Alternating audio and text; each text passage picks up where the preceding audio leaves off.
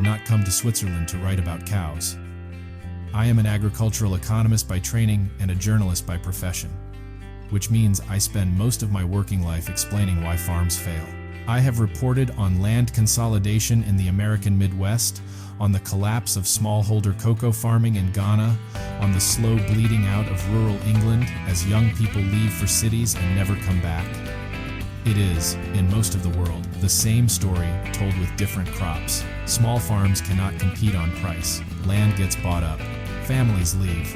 The countryside empties out, and what remains gets photographed by tourists as something quaint, something already gone, even while the last few people still living it are standing right there in the frame.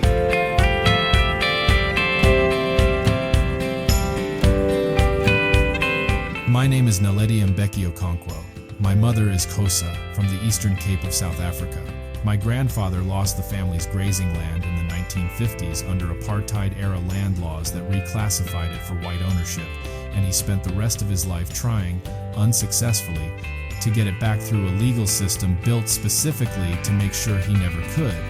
I grew up on stories about that land, not sentimental stories, angry ones. Stories about how easily the thing a family builds over generations can be taken by someone with more legal power and less legitimate claim to it. That history is the reason I do this work. I wanted to understand how land gets lost, so I could someday understand how it gets kept.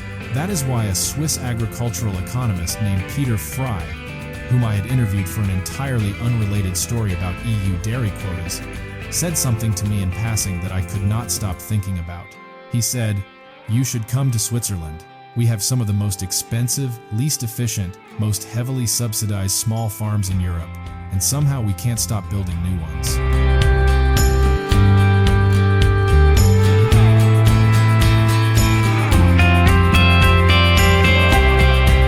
I did not understand what he meant until I was standing in a hayfield above Appenzell, watching a woman who could not have been older than 26 cut grass on a slope so steep that she was wearing a climbing harness clipped to a steel cable bolted into the rock above her.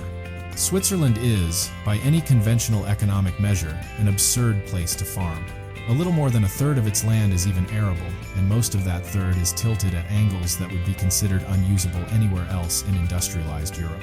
The average Swiss farm covers about 21 hectares, a fraction of the size that would be considered viable in France or Germany, and a significant share of that land is so steep that machinery cannot be used on it at all. Everything has to be done by hand, or by an animal, or, increasingly, by a farmer clipped to the mountainside with mountaineering equipment because the alternative is falling. And yet Switzerland has roughly 47,000 farms, the overwhelming majority of them family-run, and while that number has been declining for decades through consolidation, it has been declining slowly, at a pace that would be the envy of almost any other wealthy nation trying to keep people on its land. The reason is not that Swiss farming is profitable. By market standards, it mostly isn't. The reason is that Switzerland made a deliberate national decision in the early 1990s to stop paying farmers primarily for what they produce and start paying them in large part for what they preserve. The system is called direct payments. Direct Zahlungen in German, payments directs in French, and it is, when you actually understand what it's compensating for, one of the stranger pieces of agricultural policy in the developed world. A Swiss farmer working steep alpine terrain doesn't just receive support for the milk or the beef the farm produces. She receives a specific payment for every hectare of pasture she keeps maintained, rather than letting the forest reclaim it. She receives an additional, larger payment. The steeper that pasture is, the harder the land is to work, the more the government pays her to keep working it.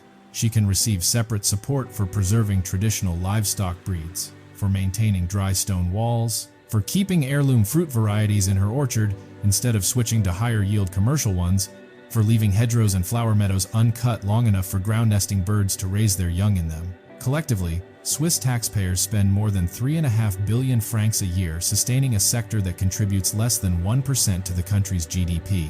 Ask a Swiss agricultural official why, and you will get an answer that sounds at first like the kind of thing you say to justify a decision you've already made for other reasons.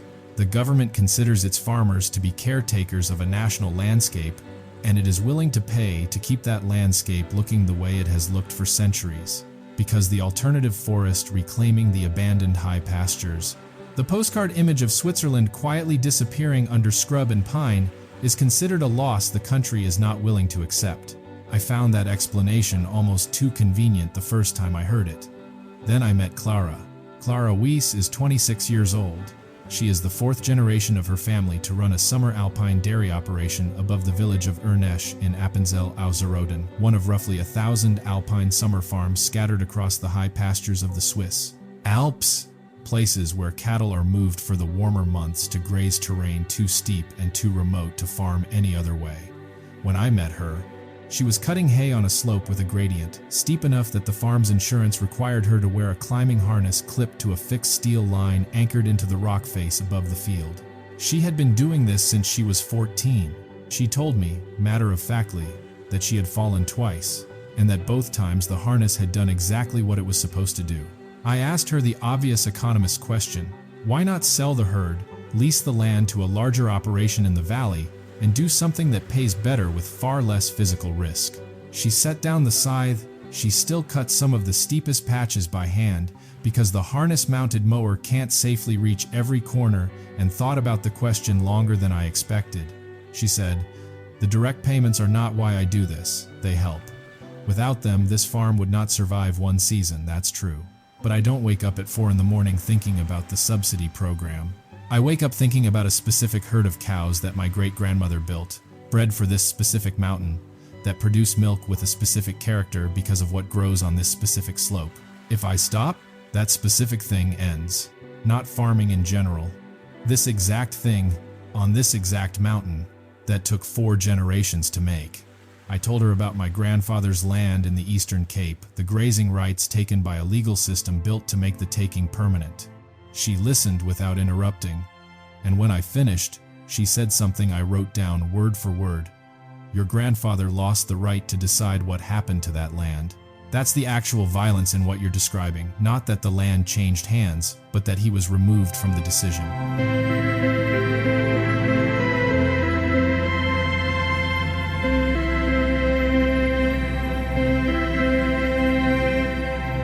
What Switzerland pays me for is not really the hay or even the landscape.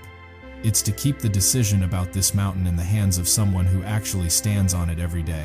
I did not have an immediate response to that. I am still not sure I do. To understand why that specific idea, keeping the decision in the hands of the person standing on the land, carries the weight it does in Switzerland, you have to understand a piece of Swiss law that most tourists watching a cattle parade through an alpine village have never heard of. And that shapes almost everything about how Swiss agriculture actually works underneath the postcard surface. It's called the Bäuerliches Bodenrecht, the Rural Land Rights Act, sometimes translated as the Farmer's Land Law, passed by the Swiss Federal Parliament in 1991 and in force since 1994. Its stated purpose, laid out explicitly in its first article, is the preservation of family farms as the foundation of a productive, sustainably managed agricultural sector, and the strengthening of the legal position of farmers who work their own land. In practice, what it does is something most market economies would consider close to unthinkable. It restricts what farmland in Switzerland can be sold for, who is legally permitted to buy it, and whether it can be divided up at all. Under this law, agricultural land generally cannot be purchased by anyone who isn't themselves a farmer, intending to work it personally, closing off the option, common in much of the rest of Europe and North America, of investment funds or non-farming buyers acquiring agricultural land purely as a financial asset or a speculative bet on future development value. And when a farm passes between generations, the law generally requires that it be transferred whole to a single heir who commits to running it, with that heir compensated based on the land's agricultural value rather than its speculative market value, while the other siblings receive a smaller cash settlement rather than each inheriting a fragment of the property. The explicit intention is to prevent exactly the outcome that has quietly hollowed out family farming across much of the rest of the developed world. A farm surviving one generation only to be sold off in pieces by heirs who have no attachment to working it, sold to whoever is willing to pay the highest price for a building lot or an investment portfolio entry. I want to be precise about what this means, because it is easy to romanticize, and I don't want to. It means a Swiss farmer's land is, by law, worth considerably less than it might otherwise be on an open market, because the market for it is deliberately, permanently restricted to other working farmers. Clara's farm, if the restriction didn't exist, might be worth several times its official agricultural valuation to a developer eyeing the view. She cannot sell it for that. Neither can her children, if they inherit it and choose not to farm. The law protects continuity by explicitly, permanently limiting a family's ability to cash out. When I asked Clara whether she resented that restriction, she looked at me the way you look at someone who has genuinely misunderstood the question. She said, "You're asking if I resent not being allowed to sell my great-grandmother's mountain to a hotel company." No. The restriction is the reason the mountain is still here for me to be standing on right now instead of underneath a chalet resort. I don't experience it as a cage. I experience it as the reason I got to inherit a choice instead of a payout. I left Appenzell believing I understood the shape of the story, a country that had built a specific legal and financial architecture to keep family land in family hands, generation after generation, deliberately trading away short-term wealth for long-term continuity. I thought that was the whole answer to Peter Fry's observation about farms Switzerland can't stop building even though they don't make economic sense. I was missing the part of the story where the system is genuinely, visibly failing to give everyone what they were promised. That part was waiting for me 3 hours southeast in the canton of Graubünden. Andreas Kaduff runs a sheep operation above the village of Suren in one of the remote alpine valleys of Graubünden.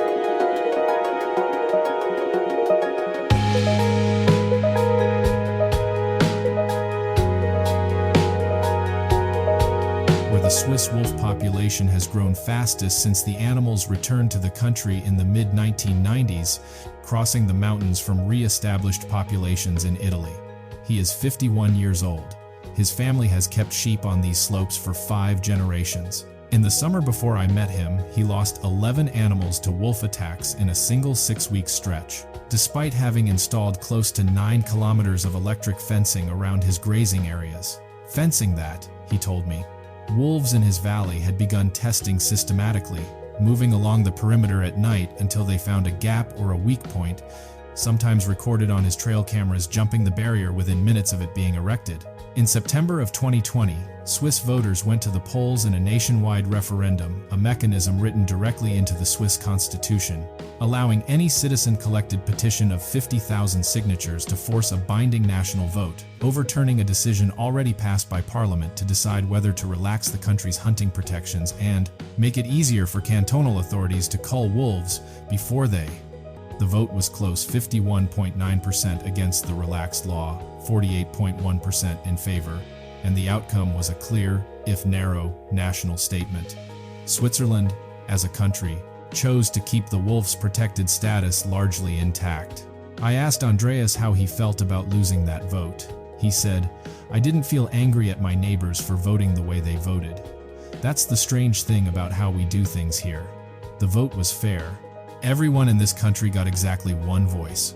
Mine and a city person's in Zurich who has never seen a sheep outside a supermarket package counted exactly the same. I don't get to override that just because I'm the one standing in the field. That's actually the whole point of the system. It's also the thing that's currently costing me my flock."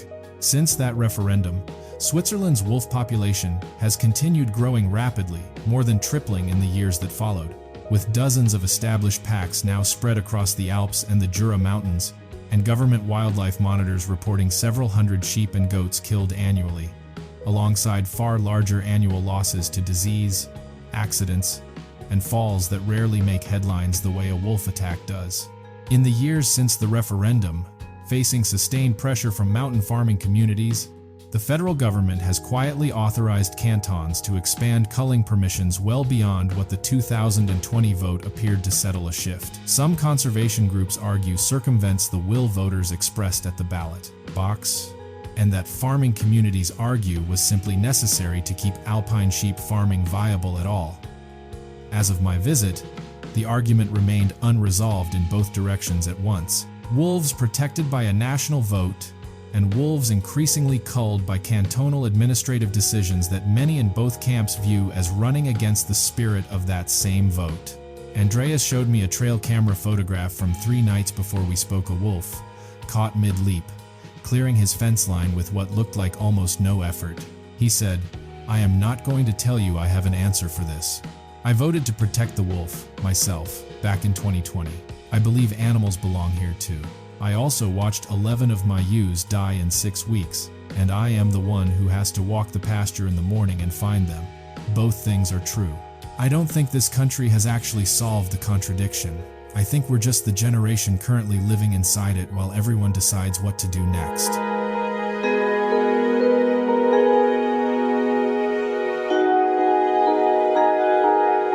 I want to tell you about something I saw on my second to last evening, because it reframed almost everything I thought I understood about how this entire system actually functions underneath the postcard.